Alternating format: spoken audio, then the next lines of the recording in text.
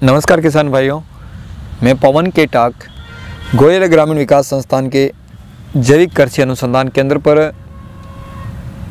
आज हम कोटा के इस प्रांगण पर चर्चा कर रहे हैं अग्निहोत्री यज्ञ के संबंध में। किसान भाइयों, जहाँ पे भी खेती की बात आती है तो यज्ञ का विषय आने पर हर आदमी के मन में कई तरह के संशय आ जाते हैं।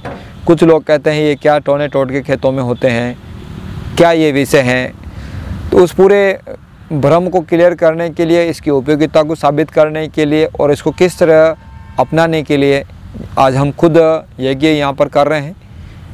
पहले तो मैं आपको ये बता दूं कि अग्निहोत्र यज्ञ सूर्य उदय और सूर्य अस्त के समय होता है और विश्व भर के अंदर पर्टिकुलर जगह पर पर्टिकुलर टाइम पर होता है। इतने बजकर इतने मिनट इतने सेकंड पर स्वाहा की आहुति के समय इसके अंदर अग्नि के अंदर घी और ये दोनों चीज़ें प्रज्वलित होती है।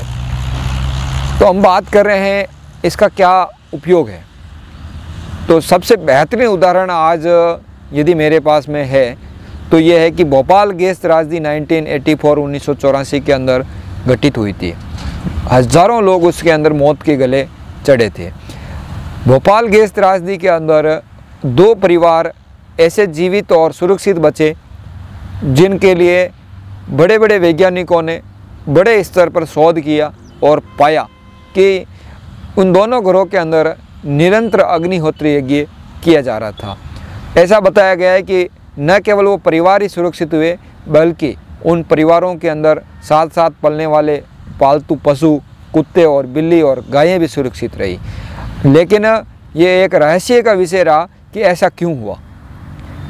भारतीय वैज्ञानिकों की धारणा के अनुसार अग्निहोत्र के ऊपर जो शोध कार्य हुआ उसके निमित्त ये स्पष्ट हुआ कि अग्निहोत्र के निमित्त अग्निहोत्र से कई सारी ऐसी सक्रिय गैसों का निर्माण होता है जो प्रदूषण की रचना नहीं होने देता है। तो बात यहाँ पर हुई है कि जहाँ पर महत्वपूर्ण बात ये हुई है कि ये प्रदूषण को सबसे कम करता है, ये हानिकारक गैसों को दूर करता है। तीसरी बात, यदि मैं अपने स्वयं के अनुभव की बात बताऊं पिछले 7-8 सालों की, तो मैं ये मानता हूं कि जब अग्निहोत्र करने के बाद में पूरे दिन की थकान दूर हो जाती है और सुबह करते हैं तो एक नवीन ऊर्जा का संचार होता है ताकि पूरे दिन अच्छे से काम कर सकें।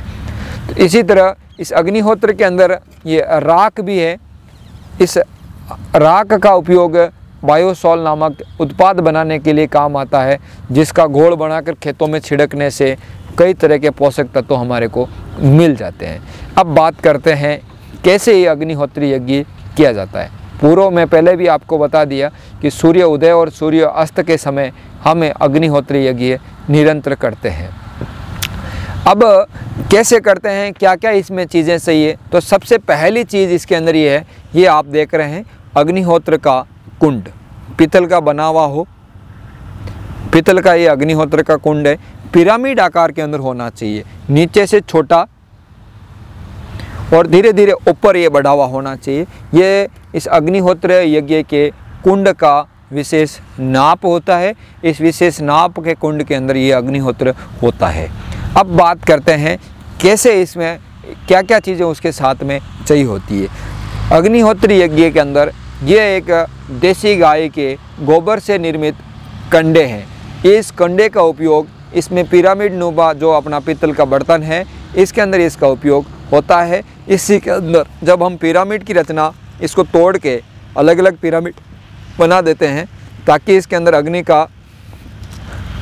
का प्रज्वलन आसानी से हो जाता है। इसके बाद 2 अन्य चीज़ों की आवश्यकता पड़ती है, वो है घी और बिना टूटे हुए चावल जिसको हम बोलते हैं अक्षत। इन 2 चीज़ों की आवश्यकता पड़ती है जो अभी हम लाइव कर रहे हैं, इनको आप यहाँ पर देख सकते हैं। अग्निहोत्र का हमारे भारत में प्राचीन काल से ही, वैदिक काल से ही बहुत बड़ा महत्व रहा है और यह पर्यावरण की दृष्टि से हमारे पर्यावरण को शुद्ध रखने के लिए सबसे और आवश्यक कर्म है जिसको करना चाहिए। पिछले दिनों जैसे भोपाल में जो त्रासदी हुई थी, कार्बाइड के कारण जो गैस निकली, गैस उत्सर्जन हुई और उससे लोगों का प्राण हानि हुई, उसमें वो परिवार बच गए जिनके घर में हवन यज्ञ होता था, उसमें जानवर भी बचे। और इस हवन यज्ञ को खेत में जब हम करते हैं उसके द्वारा इस खेत के अंदर जितने भी जीव जंतु हैं उन सब के लिए और ओजोन और ऑक्सीजन ये पर्याप्त मात्रा में मिलती है, जिसके कारण उनका संरक्षण होता है। तो जब खेत में हवन ये अग्निहोत्र होता है तो यहाँ सब प्रकार के पक्षियों का निवास इस खेत में हो जाता है। बाकी आसपास पक्षी कम दिखाई देंगे, लेकिन जहाँ अग्निहोत्र होता है वहाँ सब प्रकार के पक्षी धीरे धीरे यहाँ पर ये निरंतर चलने के कारण मोर भी आ जाएंगे और सब प्रकार के पक्षी यहाँ पर रहने लगेंगे।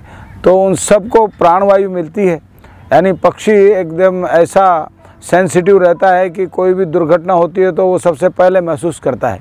तो पक्षी वहीं पर रहता है जहाँ पर पर्यावरण बहुत अच्छा होता है।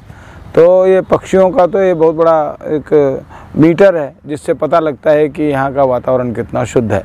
तो इसलिए इस खेत में भी नित्य प्रति और अग्निहोत्र करना, जिसके कारण सब प्रकार का यहाँ का पर्यावरण ठीक रहे, पक्षी भी इसमें रहें, जीव जंतु भी सब सुरक्षित रहें, इसलिए इस प्रकार का उपक्रम यहाँ पर किया जाता है। और अग्निहोत्र में सामान्य रीति से ये कि यह बर्तन है, तांबे का बना हुआ है हमारा, और इसके अंदर नीचे पहले की राख है ही सही, उसके ऊपर ही हम गौमय से, गोबर से बने हुए उपले और चावल और घी उसका उपयोग करते हुए इसको हम प्रज्वलित करेंगे और इसमें हम आहुति देंगे सूर्य के मंत्र के साथ साथ।